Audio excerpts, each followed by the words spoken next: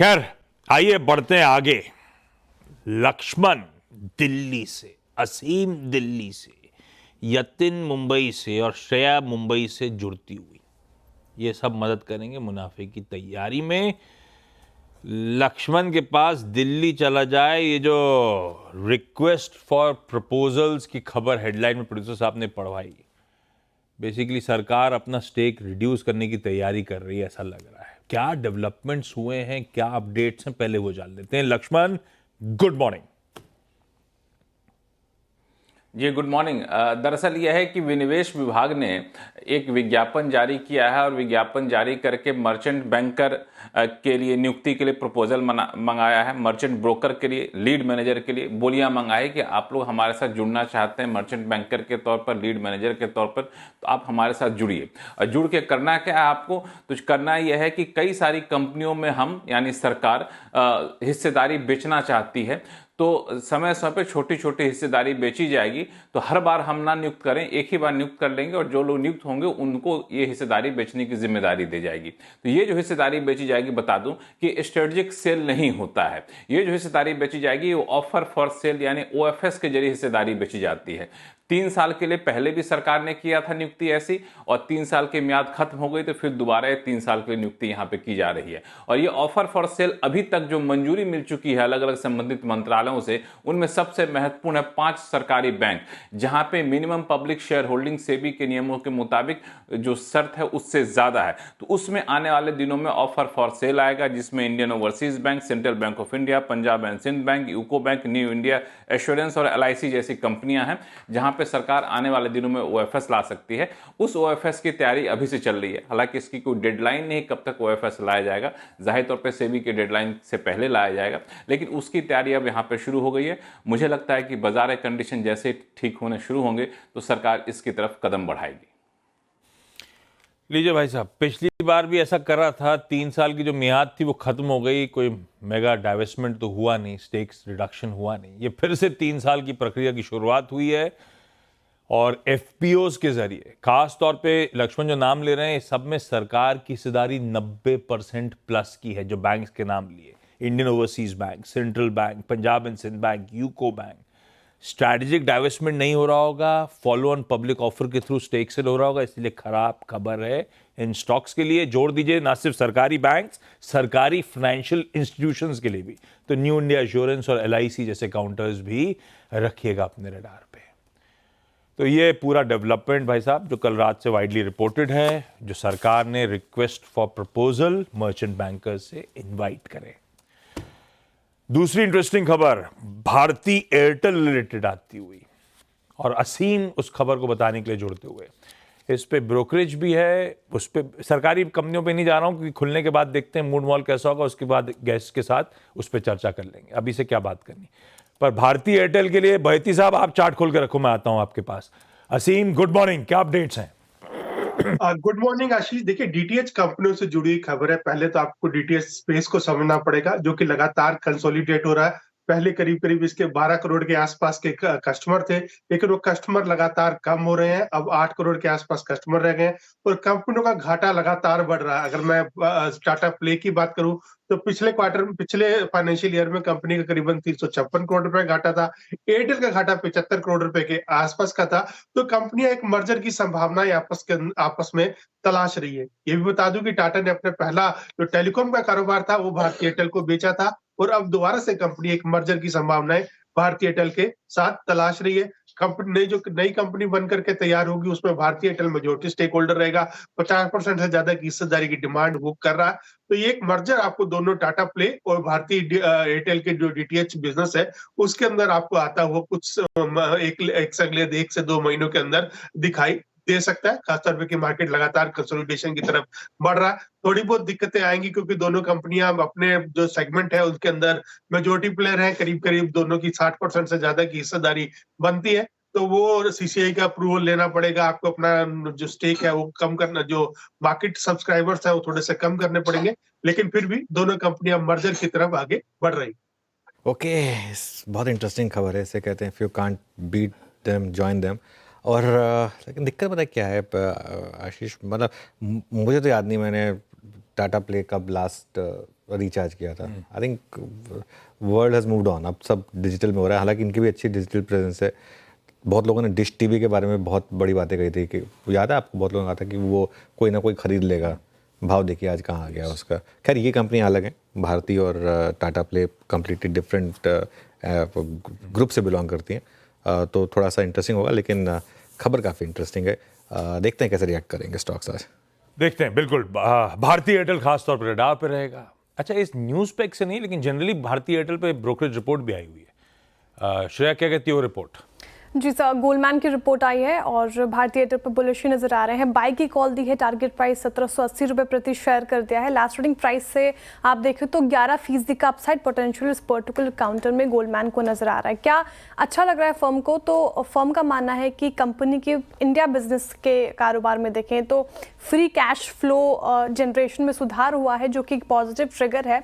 और free cash flow से calendar year 2025 से बेहतर शेयर होल्डर पे आउट संभव है, तो इसलिए ये फोकस में। साथ ही आप देखें तो भारतीय एयरटेल ने अपनी अफ्रीका एंटिटी में एडिशनल 5% स्टेक बढ़ाया है, जिससे कैपिटल एलोकेशन को लेकर चिंताएं पैदा हो रही। ये एक कंसर्न फैक्टर है, क्योंकि निवेशक चाहते हैं कि कंपनी अपने इंडिया बिजनेस में ही निवेश करे। साथ ही आगे ग्रोथ और क्वार्टर नतीजों को लेकर भी अच्छी परफॉर्मेंस रह सकती है भारतीय एयरटेल के, ऐसा फर्म मान के चल रहे हैं, इसलिए बाई की कॉल फिलहाल। ठीक है, पर ये न्यूज़ पैक है, इसीलिए भारतीय एयरटेल खास तौर पे अपने रडार पे रखिए। भाई साहब, चार्ट्स पे कैसा पोजीशन इस समय भारतीय एयरटेल? चार्ट्स पे तो प्रेशर बना हुआ है। देखिए इस मंथ के हाई में 1725, इस मंथ में 1725 का हाई लगा था और स्टॉक अब 1600 पे आ चुका है, तो ऑलमोस्ट 7% का करेक्शन अपने हाई से हो चुका है। और जिस हिसाब से गिरावट बढ़ रही है, तो हमारी सलाह रहेगी कि इन लेवल्स पे ऑप्शन के थ्रू इसमें ट्रेड लिया जा सकता है। 1580 का पुट इसमें खरीदारी की जा सकती है, 25 रुपए के करीब कल इसमें ट्रेड हो रहा था। यहाँ पे जो स्टॉप लॉस लगाना है वो 20 रुपए का लगाना है, ये मार्च के पुट की बात कर रहा हूँ। और 35 रुपए तक के टारगेट्स 1580 तक की पुट में देखे जा सकते हैं। चलिए अब आगे बढ़ते हैं। वैसे है आज मंगलवार, लेकिन अब हम डिस्कस करेंगे स्कॉच विस्की। जी हाँ, ब्रिटेन से आने वाली स्कॉच विस्की पर सरकार अब इंपोर्ट ड्यूटी घटा सकती है। CNBC TV 18 को मिली इस जानकारी के मुताबिक FTA में शायद ये चेंजेस होने वाले हैं। एक बार यतिन के पास चलते हैं, पूरी खबर समझ लेते हैं। कल वैसे स्टॉक यूनाइटेड स्पिरिट्स का काफ़ी हरकत में था, 3% ऊपर था। Yatin, good morning. Good morning. और जैसे कि आशीष ने कहा, न्यूज़ पेग है, तो जो वो वाला पेग नहीं बोल रहा हूँ मैं, न्यूज़ पेग बोल रहा हूँ। तो US FTA ऑलरेडी वहाँ प्रोग्रेस हो रही है। अगर आप देखें तो पिछले दिनों भारत ने बोबन विस्की जो US से इंपोर्ट होती है, यहाँ टैरिफ्स में बदलाव किए थे, और उसी तर्ज पे शायद आपको UK FTA स्टॉक्स जो रिज्यूम होने वाली हैं, यहाँ सबसे बड़ा एजेंडा होगा कि जो स्कॉच विस्की है, यहाँ जो टैरिफ्स इंडिया लगाता है इंपोर्ट्स पे UK से, इसको दुरुस्त किया जाए, इसको कम किया जाए। अगर हम करंटली बात करें तो जो बेसिक कस्टम ड्यूटी है वो है लगभग 50%, और जो एग्रीकल्चर सेस है वो है लगभग 100%। तो 150% तक की यहाँ ड्यूटी आपको लगती हुई नज़र पड़ती है, जिससे भारतीय कंज्यूमर्स के लिए जो ब्रिटिश स्कॉच है वो महंगी रहती है। जो US FTA टॉक्स हो रही हैं, UK FTA टॉक्स हो रही हैं, बहुत सारे देश ये मान के चल रहे हैं कि जो अल्कोहलिक बेवरेजेस हैं, यहाँ आपको जो ड्यूटी है जो घटानी चाहिए। अगर हम बात करें तो जो बोबन विस्की है, यहाँ सरकार ने एक रिडक्शन किया है लगभग 50% का, और कहीं ना कहीं UK FTA के ज़रिए जो हर्डल्स आ रही हैं वो ज़्यादा करके स्कॉच को लेके आ रही हैं, और यहाँ भी लगभग जो एग्रीकल्चर सेस है जो अभी 150% 100% लगता है, इसको घटा के लगभग 50% तक किया जाए।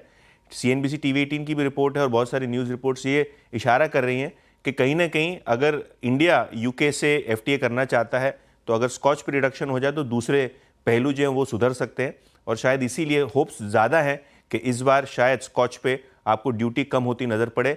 यूनाइटेड स्पिरिट्स इसके लिए फोकस में रहेगा क्योंकि इनकी जो पेरेंट है डियाजियो, और खुद यूनाइटेड स्पिरिट्स बहुत सारी जो विस्की है, जो स्कॉच है, वो इंपोर्ट करते हैं, और कहीं ना कहीं अगर अफोर्डेबिलिटी बढ़ती है तो पेरेंट डियाजियो और यूनाइटेड स्पिरिट्स दोनों को इसका फायदा मिलता हुआ नजर पड़ सकता है। तो लेकिन फिर ये रेडिको के लिए नेगेटिव हो गया ना, क्योंकि वो जो यहाँ पे बना रहे हैं जो, बिल्कुल है ना, बिल्कुल अफोर्डेबिलिटी में बहुत ज्यादा फर्क पड़ेगा। हाँ। क्योंकि जो ड्यूटी स्ट्रक्चर है अभी लगभग 150-200% का है, उसको 100-150% के बीच करने की कोशिश सरकार कर रही है। बिल्कुल। और देखिए इसीलिए कभी भी आप फॉरेन ट्रिप मारें तो लोग कहते हैं कि एक एयरपोर्ट से मेरे लिए एक ले आना, क्योंकि वो ड्यूटी फ्री में मिलती है तो थोड़ी सी सस्ती मिल जाती है इसके लिए। लेकिन जो भी है, नितिन शुक्रिया।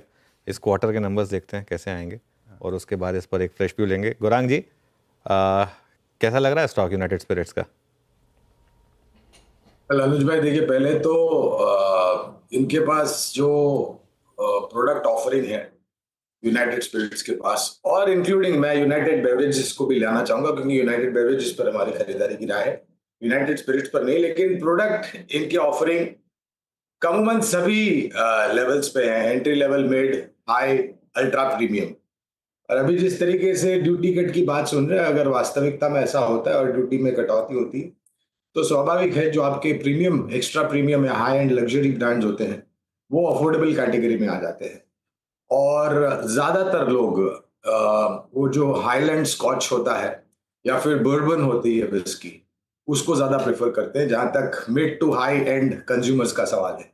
और एक बात मैंने 1 या 2 हफ्ते पहले भी करी थी अनुज भाई, हम इसी क्षेत्र पर चर्चा कर रहे थे, कंज्यूमर लॉयल्टी या फिर ब्रांड रिकॉल। ये एक बहुत बड़ा ट्रिगर होता है हाई स्पिरिट्स बनाने वाली कंपनियों के लिए। और जब तक उपभोक्ता बार बार लगातार वही प्रोडक्ट को इस्तेमाल करना चाहते हैं या सेवन करना चाहते हैं, तो उनका जो ब्रांड पावर है वो और बढ़ जाता है। तो कंपनी बहुत ही सक्षम और मजबूत है। अगर ये खबर जो है ये वास्तविकता में परिवर्तन होती है, तो मेरे ख्याल से प्रीमियम सेगमेंट में से जो आय है और मुनाफा है उसका योगदान बढ़ जाएगा। वो लोग बेहतरीन से बोला तो 2 लाइन की खबर है, सुना देना, इतनी डीप रिसर्च करके आए। और गौरांग सर के देखो आप, ऐसा लग रहा था फील कर रहे हैं जिन जिन लिकर्स का नाम ले रहे थे। इस तरह से सुबह सुबह चर्चा हो रही है। खैर, ट्रम्प टैरिफ्स का कुछ फ़ायदा यहाँ पे मिलने वाला है इवेंचुअली।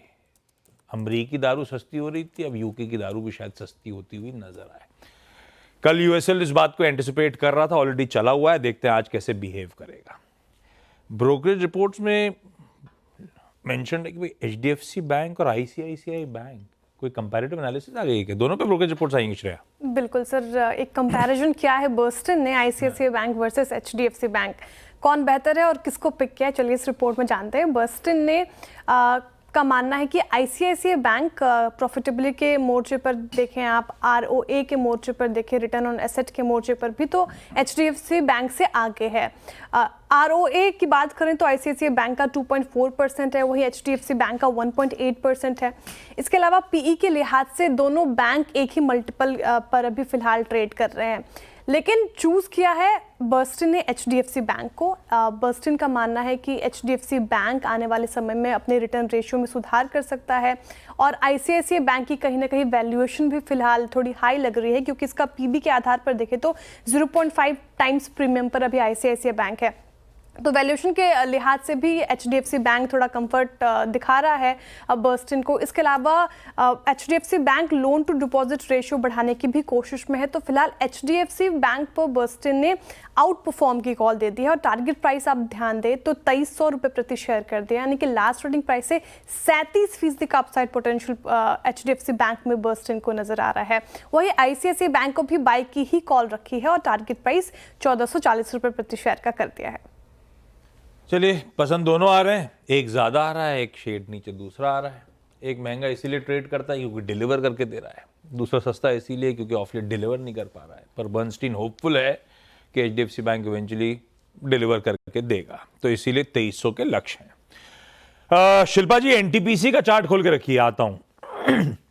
दरअसल आज एनटीपीसी ग्रीन और एनटीपीसी लिमिटेड दोनों रेडार पे। कल मध्य प्रदेश की इन्वेस्टर समिट थी, डे 1 था उसका, और इस पे एनटीपीसी ग्रुप ने 2 लाख करोड़ रुपए के उस इन्वेस्टर समिट में एमओयू साइन करे एमपी सरकार के साथ।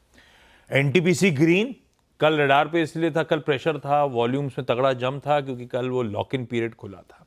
आज इसलिए रडार पे क्योंकि कल इसने Madhya Pradesh power generating company के साथ 1,20,000 करोड़ के अप्रॉक्सीमेट इन्वेस्टमेंट्स के रिन्यूएबल एनर्जी प्रोजेक्ट साइन किए हैं।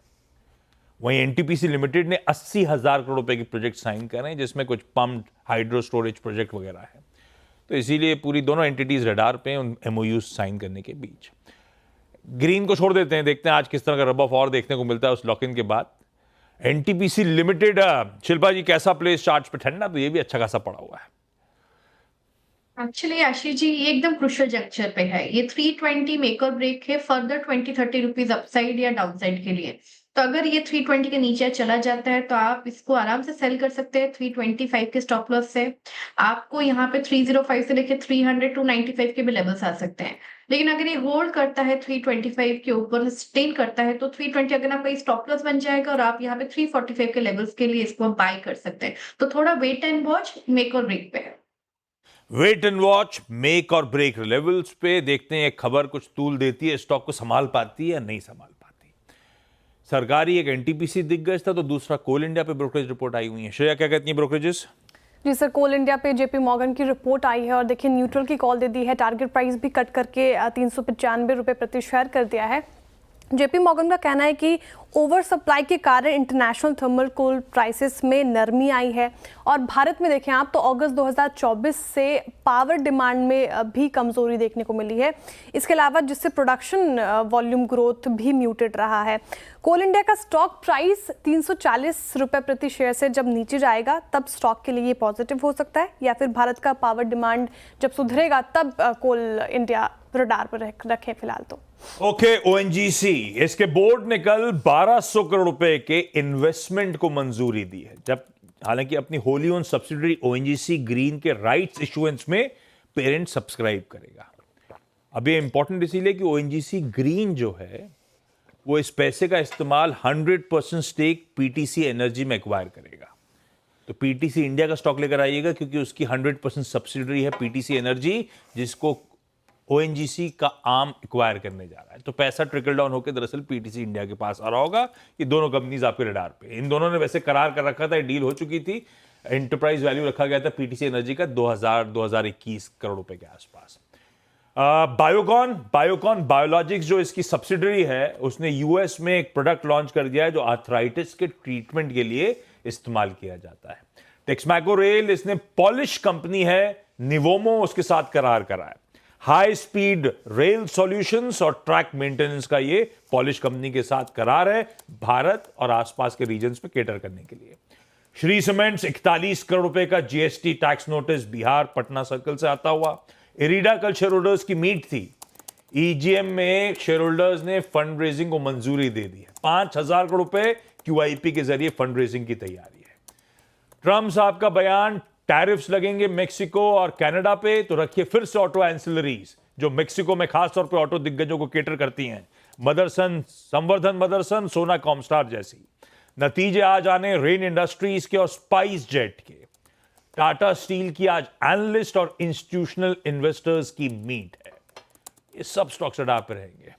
श्रेया, क्विकली एक ब्रोकरेज श्रीराम फाइनेंस क्या कह रही है? बिल्कुल सर, श्रीराम फाइनेंस पर रिपोर्ट आई है। जेफरीज की बाय की कॉल दे दी है। टारगेट प्राइस 710 रुपये प्रति शेयर कर दिया है। देखिए उनका मानना है कि अपने रीसेंट पीक से स्टॉक 20% तक करेक्ट हो चुका है। वैल्यूएशन अभी अट्रैक्टिव लग रही है, इसलिए बाय की कॉल है। लेकिन सीवी मार्केट को लेकर चिंताएं अभी फिलहाल दिख रही है। एसेट क्वालिटी का रिस्क भी बढ़ रहा है इस कंपनी में, उनका मानना है। लेकिन नॉन ऑटो सेगमेंट से अगर आप देखें तो फाइनेंशियल ईयर 2025-27 में ग्रोथ संभव है और CAGR को भी सपोर्ट मिलेगा, इसलिए फिलहाल अब ये बाई है, वैल्यूएशन अट्रैक्टिव है। चलिए भाई, मुनाफे की तैयारी समेटने का समय। ब्रेक के उस पार आज का मंगलवार का पहला